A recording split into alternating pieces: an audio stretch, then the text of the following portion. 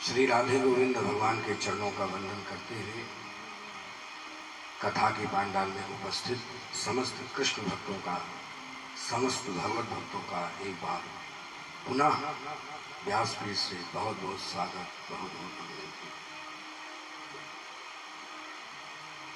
कल सायंकालीन कथा में बाल रूप भगवान का प्राकट्य,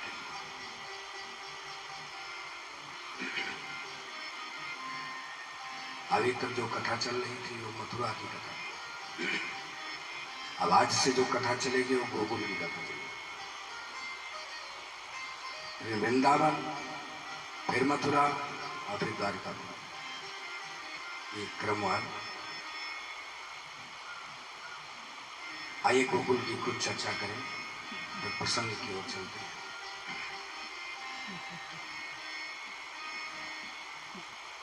श्री नंद बाबा जी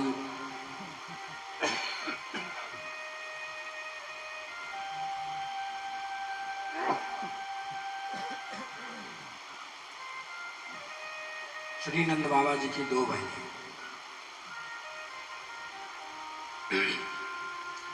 एक का नाम है नंदा और एक का नाम है सुनंदा।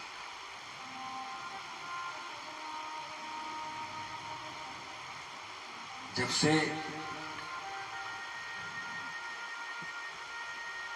यशोदा मैया यानी नंद रानी गर्भ से हुई तो दोनों की दोनों बहनें गोकुल में 6 महीना पहले से आकर के डेरा डाल दिया। क्यों डेरा डाल दिया? भाभी के ने एक छोरा होगा तो हमें कुछ मिलेगा। क्या मिलेगा? जो नंदरानी है उनके गले में 9 लाख का हार है, जैसे 9 लाखा हार हो।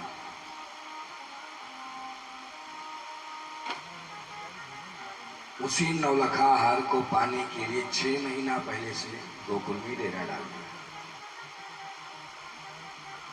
दोनों ने आपस में बात की कि भाई देखो, हार तो एक ही है और पाने वाले दोनों हैं। तो दोनों बहनों ने निश्चय किया कि पहले छोरा तो हो, पहले लाला तो हो, कहीं लाली हो गई तो लेने के देने पड़े। छोरा होगा तभी तो मिलेगा, छोरी होगी तो कहां से मिलेगा? तो पहले लाला तो हो। तो दोनों ने निश्चय किया कि यदि लाला होता है, अब भाषा समझे, सब वृंदावन की भाषा है। अपने यहाँ तो लाला तो श्रीवास्तव को बोलते हैं, या आपने सबके, लेकिन वहां वृंदावन में छोटे जो बालक होते हैं, छोरा छोरी, लाला लाली, ये सब बोला जाता है। तो जब अपने लाला होगा ना तो जो 9 लाखा हार मिलेगा, 6 महीना तुम पहन लेना, 6 महीना मैं पहन लूंगी। पुराने समय में जो हमारे संबंध थे, हमारे रिश्ते थे, उसमें कहीं कोई छल, कोई कपट, कोई ईर्ष्या, कोई दोष नहीं था, प्रेम था। जो युग बदलने की बात होती है, युग क्या बदलता है? युग कुछ नहीं बदलता। ये जो सूर्य भगवान निकलते हैं पूर्व दिशा से, पश्चिम से थोड़े निकलते हैं। ये तो सतयुग में भी पूर्व से निकलते थे, त्रेता में भी पूर्व से निकलते थे, द्वापर में भी, कलयुग में भी देख लीजिए पूर्व से निकलते। प्रकृति बदलती है लेकिन प्रकृति के सिद्धांत कभी नहीं बदलते। सिद्धांत तो ज्यों के त्यों। क्या बदलता है? केवल एक चीज बदल जाता है, वो है आदमी का विचार। संत इमर्सन कहा करते थे, मेरे पास विचारों की वो पूंजी है कि कोई मुझे नर्क में भेज दे तो मैं वहां भी स्वर्ग की रचना कर दूंगा। ये आज दुनिया जैसी है ना, ये विचारों के कारण है। कोई किसी पर विश्वास नहीं करता। मार काट, खून, कत्ल, रेप, ये सब क्या है? ये केवल दूषित विचारधारा है और कुछ नहीं। चाहे जितना जेल खाने बन जाए, चाहे जितना कानून बन जाए, जब तक विचार नहीं बदलेगा तब तक अपराध रुकने वाला, एक क्राइम उसी दिन रुकेगा जिस दिन विचार बन जाए। विचारों का शोधन यही भागवत का उद्देश्य है कि हमारे विचार शुद्ध है, भागवत सुन करके हमारे आचरण शुद्ध हो, विचार शुद्ध हो, ये कथा का उद्देश्य।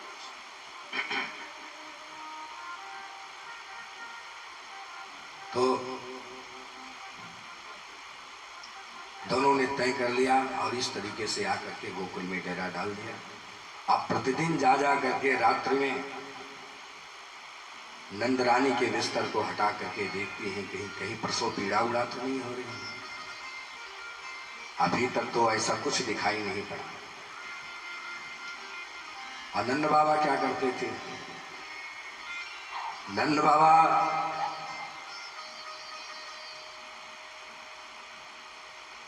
उनकी जो उम्र है वो 70 वर्ष है।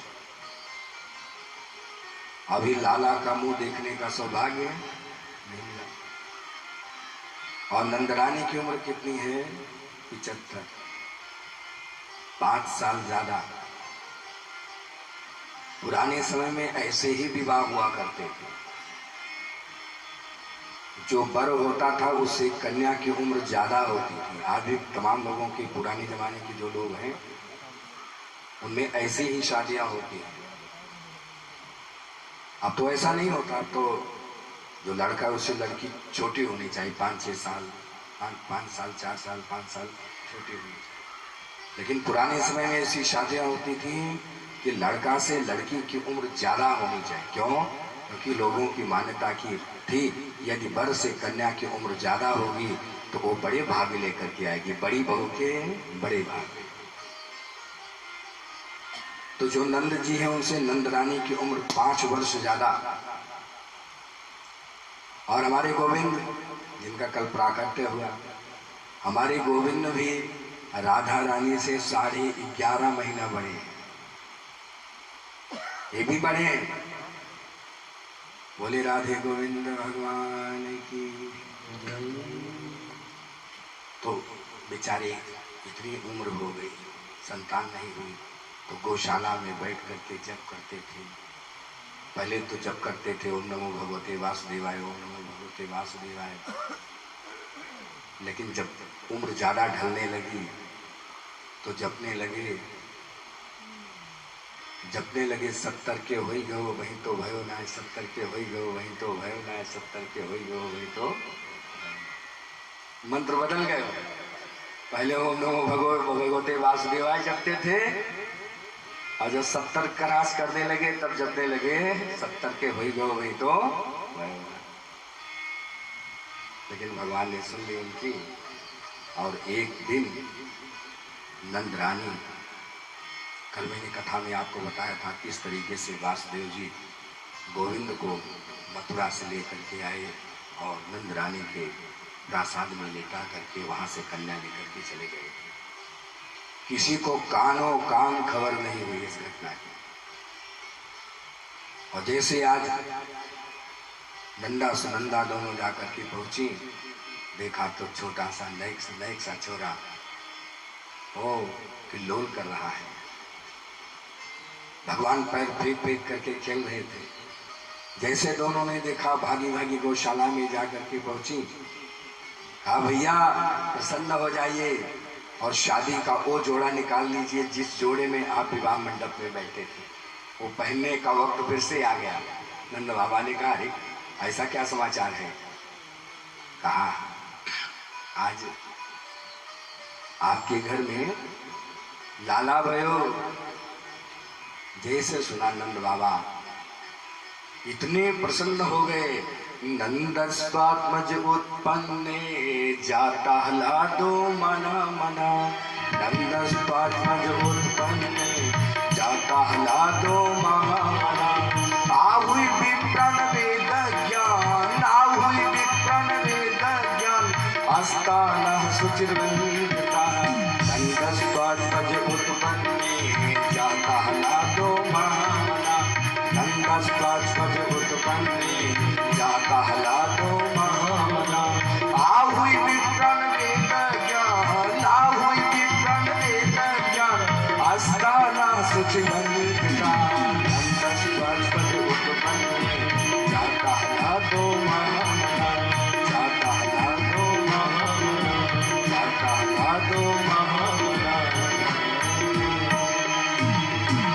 जैसे लाला के उत्पन्न होने की सूचना प्राप्त हो गई, इतने प्रसन्न हो गए, आह्लादो महामना, आह्लादित तो हो गए। कितने प्रसन्न हो गए देखना। बगल बंधी बांधी, पगड़ी बांधी, फेटा बांधा और शादी का जोड़ा पहना और नृत्य करने लगे। इतने प्रसन्न हो गए। केवल नृत्य नहीं किया, केवल नृत्य नहीं किया, क्या किया? जो उनके पास था सब लुटाने लगे। वाचित्वा स्वस्तयनम् जात कर्मात्मज सवै कार्यामास विधिवत् पितृदेवार्चनं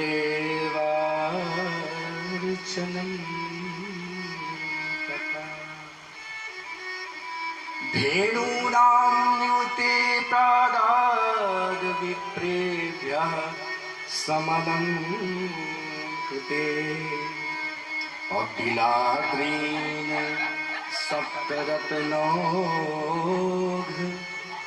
शातकौम्भवरावृका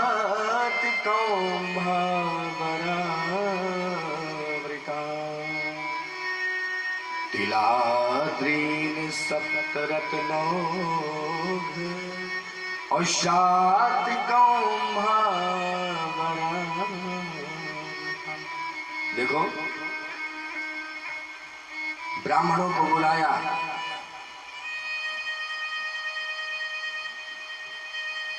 स्वस्थेनम काट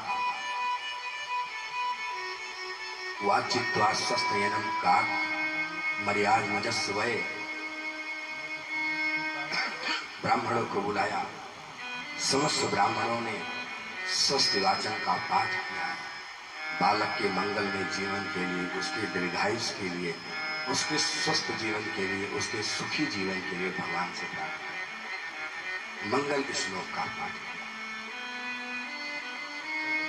धेनु नाम न्योते प्रादान, 2 लाख गायों का दान किया। विप्रेभ्यः समलं कृते, विप्रों को ढेर सारे वस्त्र और अलंकार दान किए। तिलाद्रीन, सब श्लोक में लिखा भागवत में, तिलाद्रीन सप्तरत्नौघ शातकौम्भवरावृका। तिल के 7 पहाड़ सोने के, सोने चांदी हीरा मोती, 7 पहाड़ों का दान किया। बड़ी सुंदर कथा है। इतना दान तो कर दिया, लेकिन इस श्लोक में शब्द क्या लिखा है? नंदस्त्वात्मज उत्पन्ने जाताह्लादो महामना। महामना माने बड़े दिल वाला।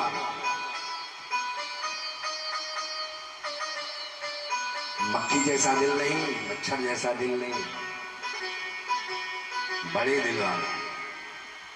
कितने बड़े दिल वाले हैं। ये दान तो किया, लेकिन मन में ये चुभन थी, ये कसक थी कि मेरे घर में कौन आया है। नंद घर आनंद भयो जय कन्हैया,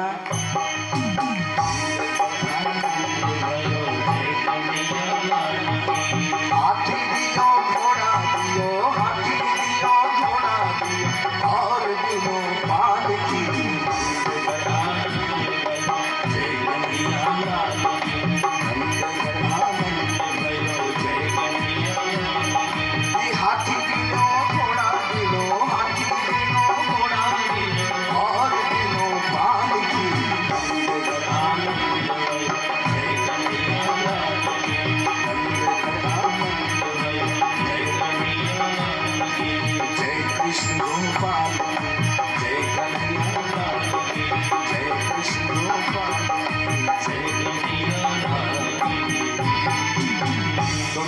कौन आया है मेरे घर में? आनंद आया है। आनंद आता है तो जाता नहीं है, जाता है क्या? बोले ना जी, सुख आएगा तो चला जाएगा, दुख आएगा तो चला जाएगा, और आनंद आएगा तो बोल दिया करिए जाएगा नहीं। आनंद जल्दी से आता नहीं है, और आता है तो फिर जाता नहीं है। और कौन आया इनके घर में? आनंद आए हैं। अरे जो आनंद और सिंधु सुख राशि, जो आनंद सिंधु सुख राशि, हसी करते त्रैलोक सुधारी। जो आनंद सिंधु सुख राशि, आनंद, जब आनंद आ जाता है तो सुख भी आ जाता है। सब कुछ आनंद के पीछे सारी चीजें हैं। जीवन में सब कुछ है, आनंद नहीं है तो सब कुछ होते हुए भी कुछ नहीं, और आनंद आ गया है तो कुछ नहीं है फिर भी बहुत कुछ। तो इसलिए मन में एक चुभन थी कि मेरे घर में आनंद आए, साक्षात परमात्मा आए, और मैंने इतना थोड़ा सा दान किया। ऐसे चक्रवर्ती महाराज दर्शक को भी चुभन थी कि मेरे घर में आनंद आए, और मैंने केवल 3 चीज का दान किया। चक्रवर्ती महाराज दर्शक ने क्या क्या दान किया था? नंदी मुख श्राद्ध करे, और जाति कर्म सबके, और हाटक धेनु बसन बनी, नृप भी प्रण कहदे। उन्होंने दान तो किया लेकिन मन में कसक थी। क्या क्या दान किया था? हाटक सोना, धेनु गाय, वसन वस्त्र और मणि। इतना दान करने के बाद भी उनको चुभन थी कि मेरे घर में आनंद आए, मैंने थोड़ा सा दान किया। अरे भगवान ने यदि आपको ज्यादा दिया है तो आपको ज्यादा करना चाहिए। ये ज्यादा इसीलिए दिया, अहंकार बढ़ाने के लिए नहीं दिया है, कि 2 तल्ला है तो 1 तल्ला और चढ़ जाए, इसके लिए नहीं दिया है। ज्यादा इसलिए दिया है कि जिनके पास कम है जरा उनका भी ख्याल करना। तो चक्रवर्ती महाराज दशरथ के अंदर थोड़ा चुभन थी, और बस उन्होंने अपने उस चुभन को बाहर निकाल, जो कांटा लगा हुआ था ना उसको निकाल दिया हृदय से। क्या किया? अरे सारे बस दान दीन सबका, सारे बस दान दीन सबका, जो पावा राखा नहीं पाओ, जो पावा राखा नहीं पाओ, सारे बस दान दीन सबका, सारे बस दान दीन सबका, जो पावा राखा नहीं पाओ, जो पावा राखा नहीं पाओ, राखा नहीं पाओ, राखा नहीं पाओ। लिखा ना मानस में? सभी लोग बोले। पहले क्या लिखा था? हाटक धेनु बसन मणि, लेकिन मन में चुभन थी ना, इसलिए सर्वस्व दान। सर्वस्व क्यों? क्योंकि सर्वस्व मिल गया है। जब सर्वस्व मिल जाए तो सर्वस्व को लुटा देना चाहिए। तो इस तरीके से अब देखिए, नंद जी के घर में जंगल में आग की तरीके से कृष्ण के जन्म की खबर फैल गई। जो ही सुना भागा भागा आ रहा, अरे नंद जी के छोड़ा हुआ, नंद जी के छोड़ा हुआ। आप जरा उनके राजमहल की कथा सुन लीजिए। नंद जी के राजमहल में 85 चौक है। एक चौक में 10,000 गायें बंध सकती हैं, इतनी जगह। 85 चौक का राजमहल, और प्लेस कितना है? 10,000 गायें जितनी बंध सकती हो उतनी जगह। ऐसे ऐसे 85 चौक। नंद जी के घर में एक ऐसी मट्टी थी जिसमें माखन रखा जाता था, उसमें 40 सेर माखन आता।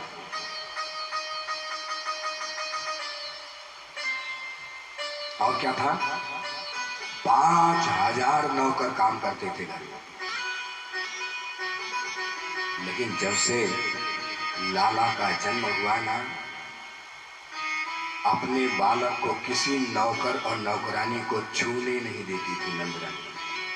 अपने हाथों से बालक की सेवा करती थी, दूध पिलाती थी, तेल बुकवा करती थी, कांची कुची करती थी। कांची कुची माता जानती होंगी ना, हाथ को पैर से ऐसे करती हैं, गिरे हाथ ऐसे करती हैं, पैर को उठा के माथे पे ऐसे ऐसे लगाती हैं बच्चे को, फिर ऊपर उठाते हैं, पुलुलुलु करते हैं। गांव की भाषा में कांची कुची। तो खूब अपने हाथों से सेवा कर रहे हैं। बोले आनंद कंद भगवान की। मैं तो बड़े शहरों में भी कथा कहने जब जाता हूँ तो बड़ा कष्ट होता है, बहुत कष्ट होता है। एक बार एक परिवार में ऐसे जाने का मौका मिला, मकान दे दिया रहने के लिए बड़ा सा, और उस मकान में मैं अकेला रहता था, कोई नहीं।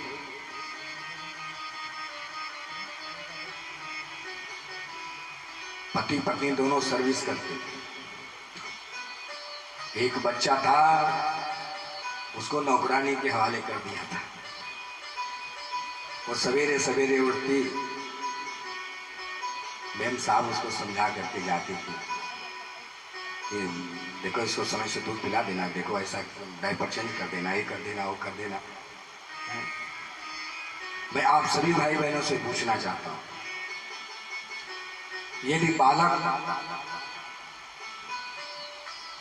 की सेवा किसी नौकरानी के द्वारा हो रहा है तो आपका क्या विचार है? बालक के संस्कार कैसे? बालक केवल अपनी माँ का दूध नहीं पीता है, बल्कि माँ के हाथों का स्पर्श पाकर के माँ के संस्कारों से भी जुड़ जाता है। माता के संस्कार माता के हाथों के द्वारा, शरीर के द्वारा बालक को प्राप्त होते हैं। और सोचिए, अगर ऐसे किसी बालक को कोई नौकरानी अपने हाथों से उसकी सेवा कर रही तो सोचिए वो बालक के कैसे संस्कार हैं। और सोचिए, बच्चा यदि रोना बंद नहीं करता है, बार बार रोता है, चिल्लाता है, मेम साहब के आने में भी बहुत समय है, वो तो 5 बजे आएंगे, तो बच्चा यहाँ 2 बजे से दहाड़ मार रहा है, चुप नहीं हो रहा है, तो नौकरानी अपना भी दूध पिलाने में संकोच नहीं करती चुप कराने के लिए। बोलो, कह दीजिए झूठ है। उसे तो बच्चे को चुप कराना है, दूध किसी का भी हो, अपना भी दूध पिलाने में उसे संकोच नहीं होता। साहब सोचिए, ऐसे बच्चे जब बड़े होंगे तो किस संस्कार को लेकर के विचार करिए। जब झगड़ा होता है तो लोग कहते नहीं कि माँ का दूध पिया है तो सामने आ जाए। जब माँ का दूध पिया तभी तो सामने आएगा। संस्कार तो नौकरानी के मिल रहे हैं उसे बचपन से। और बोतल का दूध पकड़ा करके मैम साहब चली जाते हैं, 5 बजे लौट करके आते हैं भाइयों बहनों। लेकिन यहाँ देखिए, माता यशोदा अपने हाथ से बाल गोविंद की सेवा करती थी, तेल लगाती थी, दूध पिलाती थी। और एक दिन की बात, उनकी सेवा करके उनको पालने में लिटा दिया और झूला झुलाने लगे। सुंदर सा भजन है,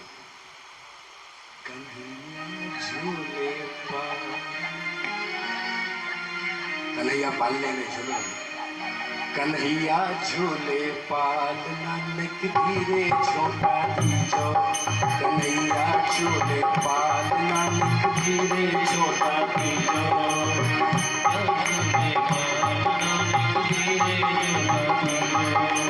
धीरे छोटा दीजो, हौले छोटा दीजो धीरे छोटा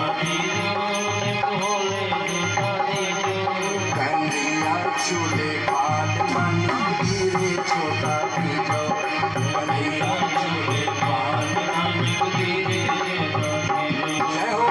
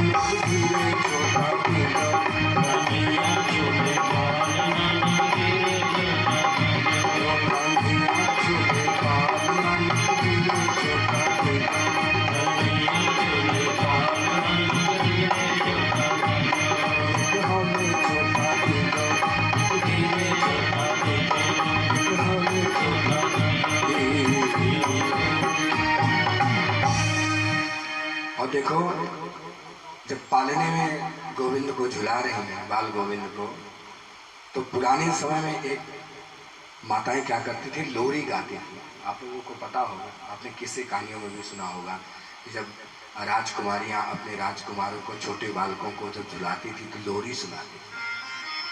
तो लोरी में क्या सुनाया जाता था? जब राम जी को लोरी सुना रहे हैं, कौन? कौशल्या मैया। क्या सुना रही? रघुकुल रीति सदा चली, ये सुनाया जा रहा है। रघुकुल रीति सदा चली, रघुकुल रीति सदा चली।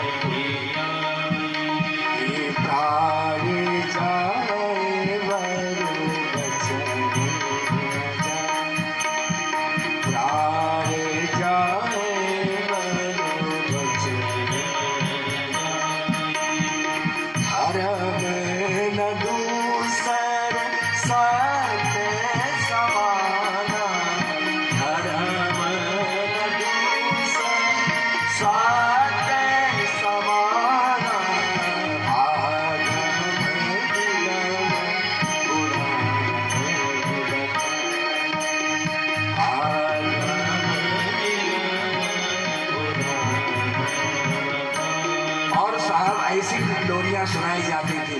अच्छा, इन लोरियों का असर हुआ कि नहीं बालक के ऊपर? राम जी ने जो सुना था वो करके दिखाए कि नहीं दिखाए?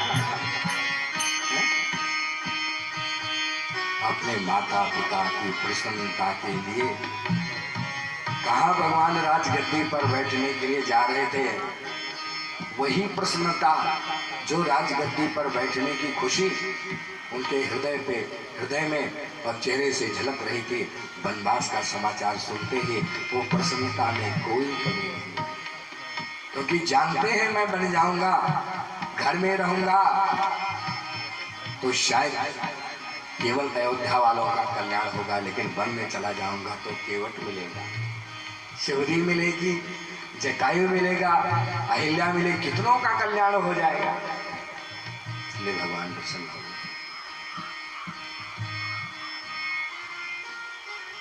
आपने भगत सिंह की कहानी सुनी, उन सभी वीर बलिदानियों की आपने कहानियां सुनी हैं, पढ़ी हैं, जिन्होंने अपने राष्ट्र के लिए, अपने देश के लिए अपनी जान को कुर्बान कर दिया। उनकी भी माताएं लोरियां सुनाती थी। क्या सुनाती थी?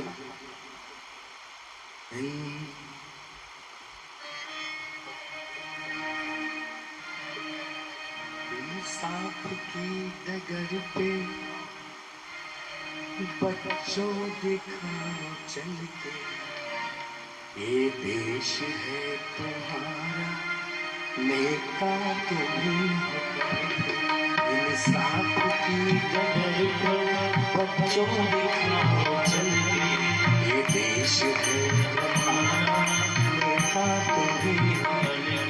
रास्ते बड़े कठिन है, चलना संभल संभल के, रास्ते बड़े कठिन है, चलना संभल संभल के, ये देश है तुम्हारा, नेता तुम्हीं हो।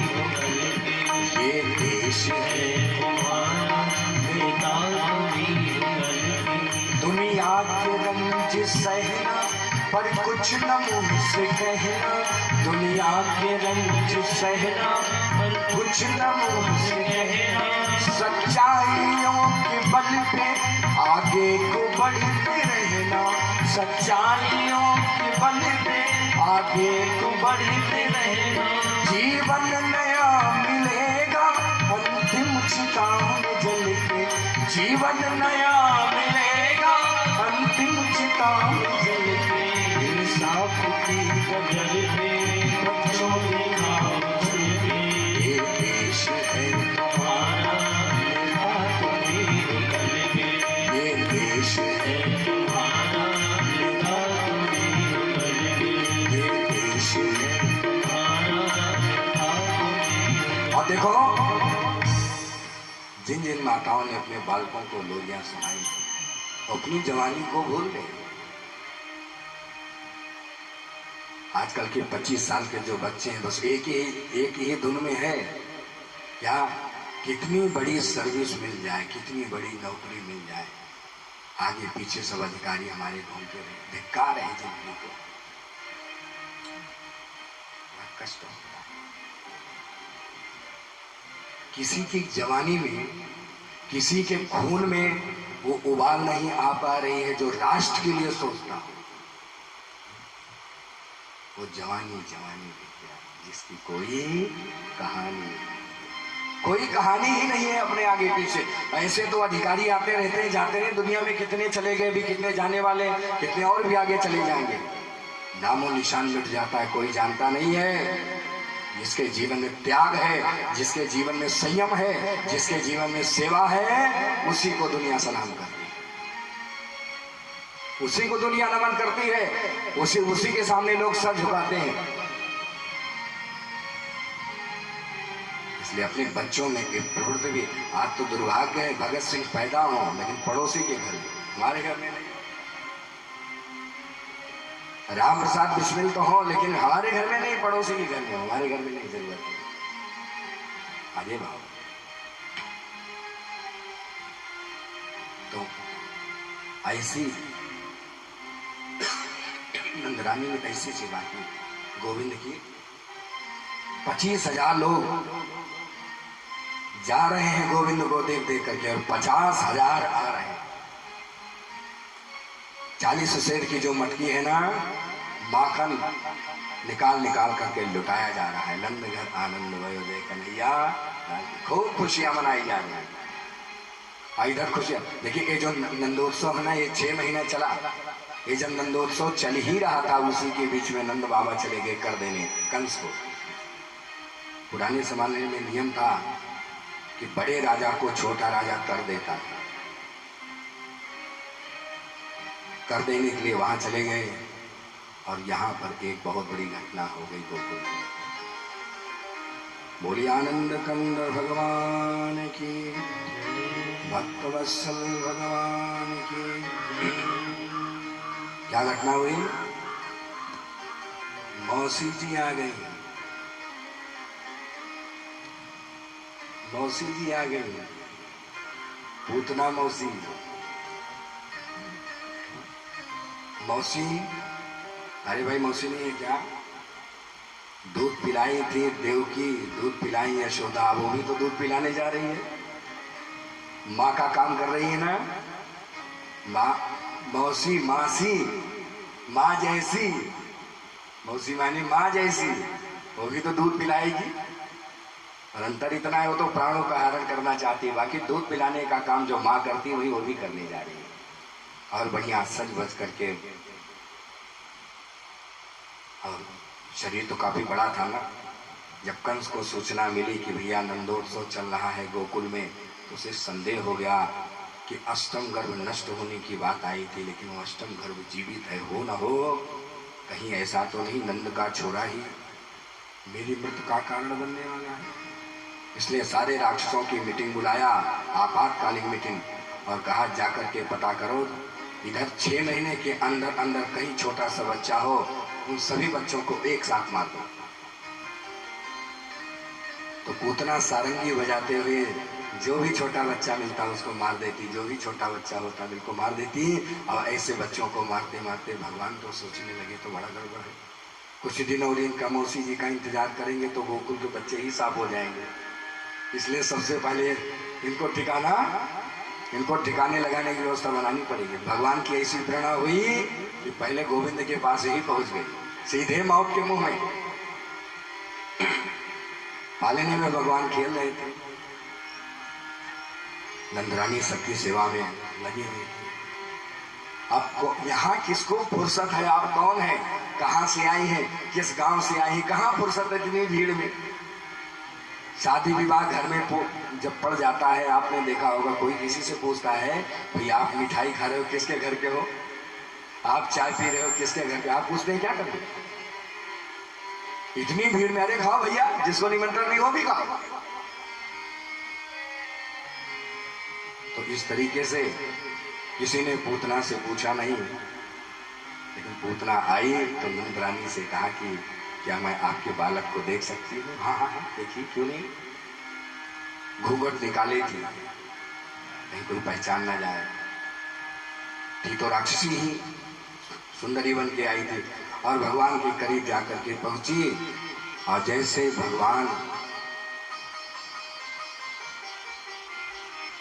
भगवान को देखा, भगवान ने अपने दोनों नेत्रों को बंद कर दिया।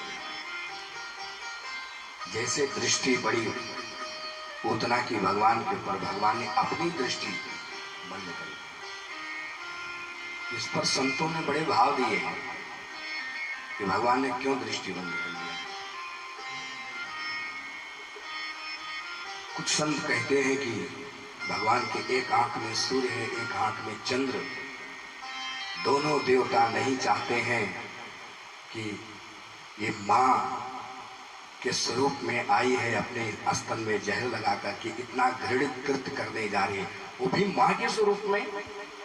ऐसे अभागी को, ऐसे नराधम को देखना भी पाप है, इसलिए सूर्य चंद्र ने आंखें। कुछ संत कहते हैं भगवान ने आंखें इसलिए बंद कर लिया क्योंकि भगवान ने अपने दोनों नेत्रों को बंद करके उसकी गति के बारे में विचार किया। भगवान विचार कर रहे हैं कि जब मैं श्री राम के रूप में त्रेता में मेरा अवतार हुआ तो पहली मुलाकात किसी स्त्री से हुआ। कौन आई थी? ताड़का। पहली राक्षसी। भगवान ने तो बहुत राक्षसों को मारा, लेकिन पहली राक्षसी कौन थी? ताड़का, वो भी स्त्री। भगवान ने कहा बहुत बढ़िया मुलाकात। वहां भी पहली मुलाकात स्त्री से, और आज कृष्णा अवतार में भी पहली मुलाकात स्त्री से। तो भगवान विचार कर रहे हैं जो तो ताड़का को दिया, लग रहा है इसको भी वही देना पड़ेगा।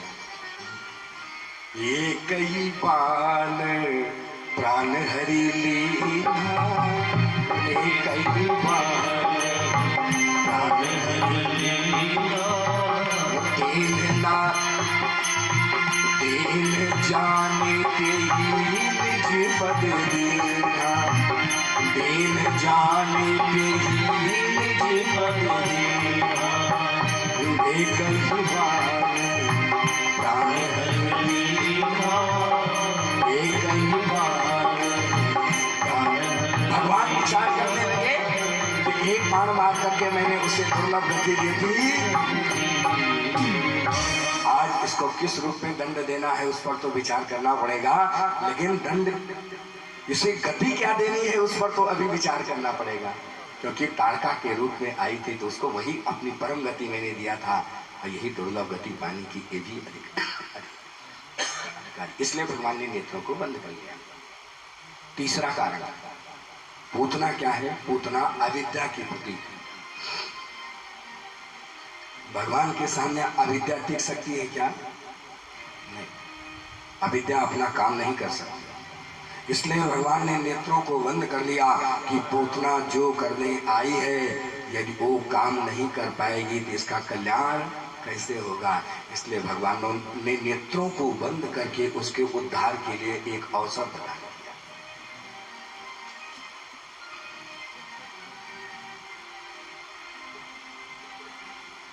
अब देखिए, इस प्रसंग से जुड़ा हुआ एक और प्रसंग है,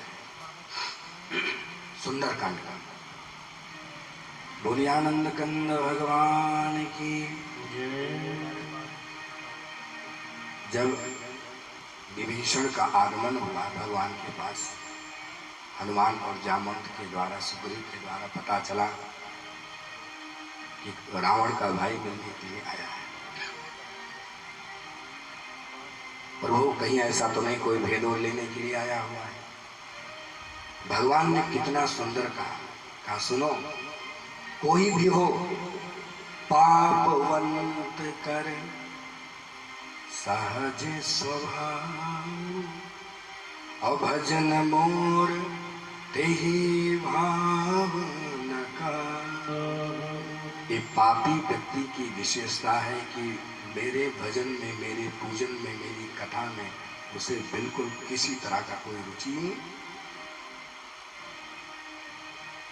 अच्छा, कथा में कौन जाता है? कथा में वही व्यक्ति जाता है जिसको कथा के प्रति लगाव होता है। भगवान की पूजा कौन करता है? जिसे भगवान के प्रति लगाव होता है। धर्म कर्म में भाग कौन लेता है? जिसे धर्म कर्म के प्रति लगाव होता है। जिसको अब लगाव तो कहीं और है तो पूजा कहां से होगी? लगाव तो कहीं और है तो कथा कहां से होगी? लगाव तो होना चाहिए ना। भगवान कहते हैं पापी की विशेषता है, जो पापी होते हैं ना मेरा भजन नहीं करते। पापवंत कर सहज स्वभाव, और भजन मोरते ही भाव न काहू। भगवान कहते हैं, और यदि कोई पापी बाई दबे मेरे पास आ भी जाए तो समझ लेना फिर वो पापी नहीं रहेगा। सनमुख होए और जीव मोहि जबहि, और जन्म कोटि अघनाशय तबहि। यदि कोई पापी से पापी व्यक्ति भी मेरे सामने आ जाता है फिर वो पापी नहीं रहेगा। जन्म कोटि, कल्प कल्पांतरों के, योगी युगांतरों के पाप भगवान की दृष्टि पड़ते ही भस्मीभूत हो जाते। कितनी पापिनी थी अहिल्या, याद है आपको? बालकांड का प्रसंग। कितनी पापिनी थी, लेकिन आप पढ़िएगा ध्यान से, छंद लिखा है वहां। पर सत, जैसे भगवान स्पर्श हुआ शरीर प्रभु का, पर सत पद